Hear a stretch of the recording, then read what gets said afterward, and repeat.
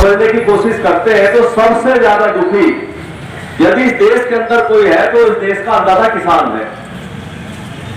उसका कारण भी खोजने की कोशिश की। मुझे तो सौभाग्य मिला है, मैंने चौधरी चरण सिंह जी के साथ काम करने का मुझे अवसर मिला 1980 से 86-87 तक। उसके बाद महेंद्र सिंह टिकैत जी के साथ में रहा।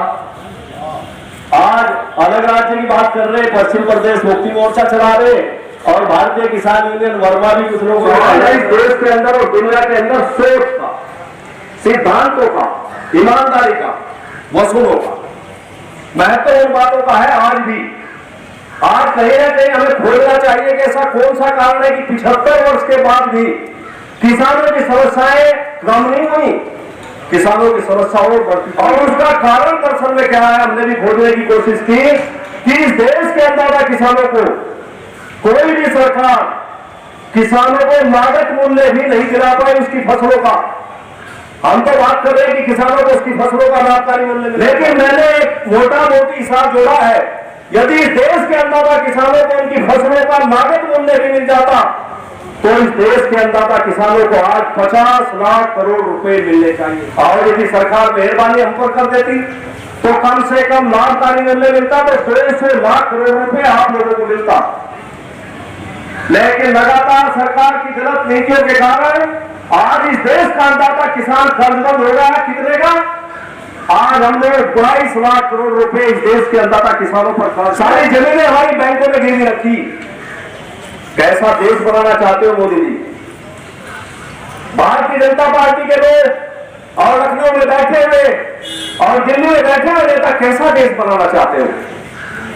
हमने कामना की थी हमारे आजादी के परिवारों में, हमारे आजादी के क्रांतिकारियों ने, शहीद भगत सिंह ने, चंद्रशेखर आजाद ने, अशफाकुल्लाह खान ने, चंद्रशेखर आजाद ने ये तमन्ना की थी कि एक दिन देश आजाद होगा, हमारे सपनों का भारत। तो ऐसा हमारे क्रांतिकारी साथियों के सपनों का भारत तो नहीं है, शहीद भगत सिंह के सपनों का भारत तो नहीं है। ये तो आज मोदी के सपनों का भारत है, अडानी अंबानी के सपनों का भारत है। यदि मैं देश को आर्थिक रूप से देखूं तो इस देश में 73% संपत्ति मात्र इस देश के 13 लाख लोगों के पास है। 73% संपत्ति, और जो बाकी 27% बचती है, जो हमारे 135 करोड़ लोग हैं, उनमें से मुश्किल से 1 करोड़ लोगों के पास होगा। तो हम तो ऐसा है बिना संपत्ति के काम कर रहे। हमने बहुत रिसर्च किया कि इस देश में हमारी फसलों का लाभकारी मूल्य मिलना चाहिए और हम उत्तर प्रदेश के अंदर गन्ना पैदा करते हैं। सबसे बड़ी समस्या हमारी उत्तर प्रदेश के अंदर उत्तर प्रदेश के गन्ना किसानों की है। भारत सरकार का जियो है, शुगर कंट्रोल ऑर्डर 1966 का एक जियो है कि जो चीनी में 14 दिन में गन्ना भुगतान नहीं करते उन्हें 15% डाल देना चाहिए।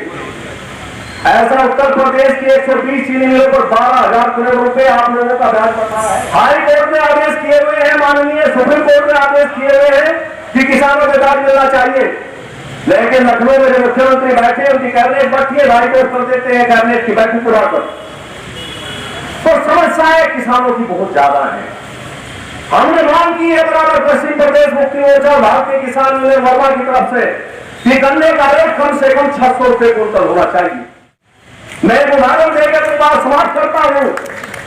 सन 1967 में पहली बार इस देश के इस उत्तर प्रदेश के मुख्यमंत्री चौधरी चरण सिंह जी बने।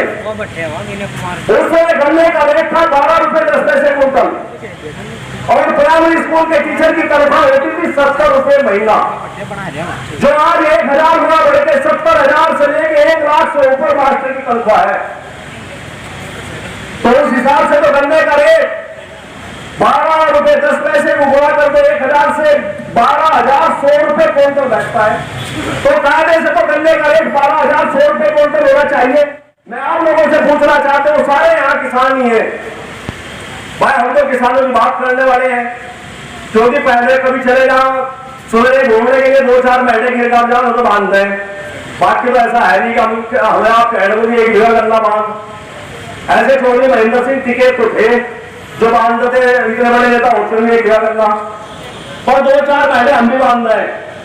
हमें वो सारे किसान के दुख दर्द याद है, उनकी तकलीफें याद है कि किस तरह से उनका समस्याओं का हल हो सकता है, वही सारी बात। तो गन्ने का रेट 600 रुपए क्विंटल, तो आपको मतलब ये है कि आपके आंसू पोछने वाली बात है। 600 रुपए क्विंटल तो कम से कम होना चाहिए, ताकि अपने जो आप पे कर्ज है उसका ब्याज भी ज्यादा हो जाए, बाकी लोग नहीं है। और बहुत आसानी से मैंने मुख्यमंत्री को भी कहा है, प्रदेश सरकार के 10 मंत्रियों को मैंने बताने का काम किया है। इस देश के एक आधार प्राइम मिनिस्टरों से हमारी बात हुई है कि हम दे सकते हैं गन्ने का रेट बढ़ा के, क्योंकि सारी हेराफेरी यदि गई है तो गन्ने में है। सरकार जो है फाइनेंशियल ईयर 21-22 फाइनेंशियल ईयर में 34,000 करोड़ रुपए डायरेक्ट रोड से सरकार को जो है एक्साइज ड्यूटी के रूप में 34,000 करोड़ रुपए का फायदा हुआ है। और हजारों उत्पाद अल्कोहल से गन्ने से आपके बनते हैं, उनसे 1 लाख करोड़ रुपए का अकेले प्रदेश सरकार को हुआ है। लेकिन हम लोगों की नजर उस पर नहीं। गन्ने पर लागत आ रही 450 रुपए क्विंटल। प्रधानमंत्री और उसकी मंत्री परिषद की बैठक कह रही है कि 162 रुपए में गन्ना पैदा हो रहा, कौन कर देगा? आपको तो कोई हो तो बता दूंगे। तो गन्ने का रेट 450 रुपए क्विंटल लागत आ रही है, हमें मिला 350, और ये कह रहे हैं कि साहब 5 करोड़ गन्ने किसानों को सीधा फायदा करती है, हमने 15 रुपए रेट बढ़ा के। तो ये सारी बातें झूठ है। इस भारत जैसे महान देश का प्राइम मिनिस्टर सुबह से शाम तक लेट आवर्स तक झूठ ही बोलता रहता है और झूठ बोलकर अपनी बात सच साबित करना चाहता है, लेकिन नहीं। सीधा सा फार्मूला है इस देश के अंदर, जब तक किसान की परचेजिंग पावर नहीं बढ़ेगी, जब तक किसान की जेब में पैसा नहीं होगा, तब तक भारत आर्थिक रूप से मजबूत नहीं हो सकता। तो भारत को आर्थिक रूप से मजबूत करने के लिए किसानों को खड़े होना पड़ेगा। और हम लोगों ने भी समझना है कि हम लोगों की दिक्कत कहां है। हम किसान थोड़ा कम हैं, हम हिंदू हैं, मुसलमान हैं, जाट हैं, गुर्जर हैं, त्यागी हैं, सैनी हैं। हम लोग जो है अनेक पार्टियों में बटे हुए हैं, अनेक जातियों में बटे हुए हैं। जिस दिन हम किसान हो जाएंगे, मैं दावे से कह सकता हूं कि आपको गन्ने का रेट 600 रुपए क्विंटल मिलेगा और नगद आपको गन्ने का 600 रुपए क्विंटल आपको खातों में चला जाएगा। तो साथियों, आप लोग एकजुट होकर लड़ाई लड़ने का काम करिए। ये मत करिए कि ये छोटा है, ये बड़ा है, या ये हमसे कम ताकतवर है।